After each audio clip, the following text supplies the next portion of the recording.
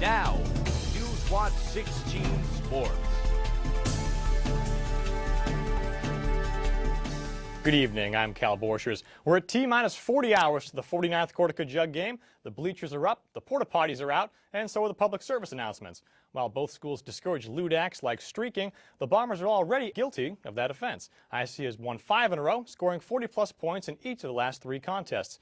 Good afternoon from Butterfield Stadium on a sunny and beautiful homecoming weekend as the Ithaca College Bombers prepare to take on the Norwich Cadets. Cal .borchers alongside Evan Heinrich. Evan, we don't say it very often when the Bombers are playing the Cadets, but this is actually a big game considering their 0-2 start in the conference. They need this one badly. And in tonight's episode of As the Yankees Turn, closer Mariano Rivera says he would be reluctant to return to New York without manager Joe Torre.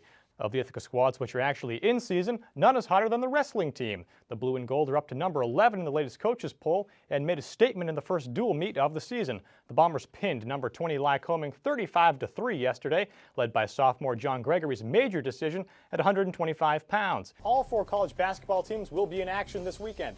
I'll have the previews plus a new player in the Johan Santana sweepstakes. I'll tell you who it is tonight in sports. The Bolts are scheduled to host the Houston Texans on Sunday, but the only thing Qualcomm Stadium has hosted this week is 10,000 evacuees. Meanwhile, former Charger Junior Seau said today that at least one of his homes was damaged by the blazes and that a restaurant he owns is being used as a shelter. Total damage in San Diego County is estimated at more than $1 billion. Running back Jordan Scott ran for 270 yards in the W and is the nation's second leading rusher. Reggie Bush used to put up numbers like that at Southern California, but the number linked to his name these days is $280,000. That figure represents the value of benefits he allegedly received from sports marketer Lloyd Lake. At a position that's all about making people miss, IC can be thankful that it won't have to miss Alex Baez, Jamie Donovan, or Dan Ross just yet. Later in sports, I'll tell you about one Bomber team that's already in the playoffs and another that's trying to get there. Those stories plus the new Joe in the Yankee clubhouse. Others named in the Senator Mitchell investigation include Gary Matthews Jr., Rick Ankiel, Troy Gloss, and Scott Schoenweiss. Those 4, however, have not been penalized because MLB deemed evidence against them to be insufficient. And Andrew Jones's offensive production last season could also be deemed insufficient. The 5-time All-Star hit just .222 with 26 homers for the Braves. Now an offense that includes Chris Drury, Scott Gomez, and Yarmer Yager, and Brendan Shanahan should have the rest of the NHL shaking in its skates.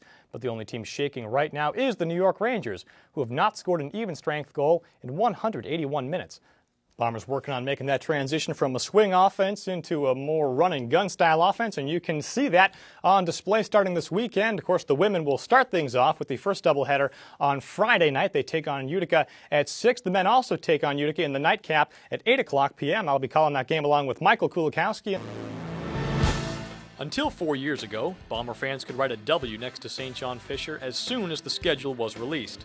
6 straight wins by an average of 4 touchdowns gave them every reason to be confident. Then came the nail-biter. Fires, Wells has it, touchdown! The controversy. Picked off, game over. The Cardinals have won the football game. The pick. He catches that. He's gone. It's a touchdown to the Braves. 5, 4, 3, 2, 1. And the collapse.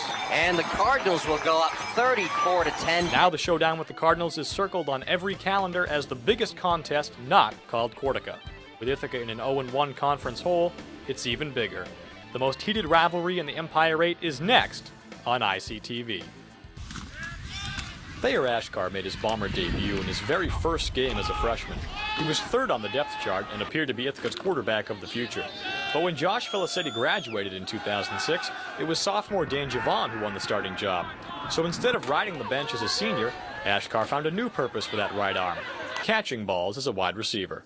Oh, it's not easy at all, I'm not gonna lie. I mean, I miss quarterback more than anything, but you gotta make choices, you gotta adjust, but like my main concern is just to make the team better. I mean, just me playing punter or wide receiver, it doesn't matter to me as long as the team is getting better. Ashkar isn't the first Bomber to make the switch. In fact, the QB who was in front of him during his freshman season, Jeff O'Hara, also moved to wide receiver. The signal caller's knowledge of the offense helped them both, but it takes more than memorizing the playbook to learn a new role. He's probably the hardest working guy we've got on our receiver staff right now. He comes here every day. He's prepared. He's energetic. He's upbeat.